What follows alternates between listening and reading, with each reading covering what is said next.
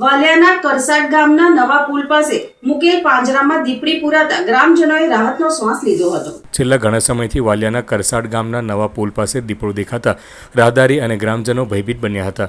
અઠવાડિયાથી દીપડો દેખાતા ગ્રામજનોએ વન વિભાગમાં જાણ કરી હતી. વન વિભાગના આરએફઓ ભાવેશ નકુમના માર્ગદર્શન હેઠળ સ્ટાફ દ્વારા માણસ સાથે પાંજરું ગોઠવવામાં આવ્યું હતું. જે પાંજરામાં આશરે 3 વર્ષની અને અંદાજે 40 થી 50 કિલો વજન ધરાવતી દીપડી પુરાઈ ગઈ હતી, જેનો કબજો મેળવી તેની વેટરનરી તપાસ કરાવી તેને જંગલ વિસ્તારમાં મુક્ત કરવાની તજવીજ હાથ ધરવામાં આવી છે. હું રાઉન્ડ ફોરેસ્ટર વાલિયા આજરોજ કરસાડ ગામેથી અમે દીપડી પકડી લાવ્યા છીએ રોજ સવારે વહેલા. જે જાહેર જનતાના અવારનવાર કહેતા કે દીપડી અહીંયા નીકળે છે અને લોકોને રસ્તા પર જતા આવતા વારે વારે જોવા મળે છે.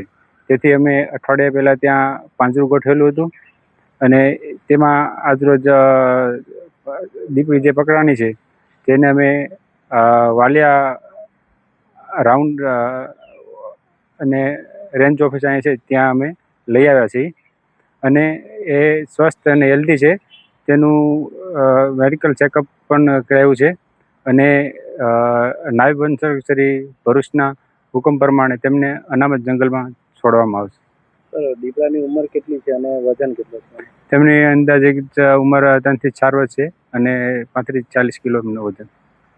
આ જ્યાંથી પકડાયો છે તેની આજુબાજુ અન્ય દીપડાઓ ખરા છે?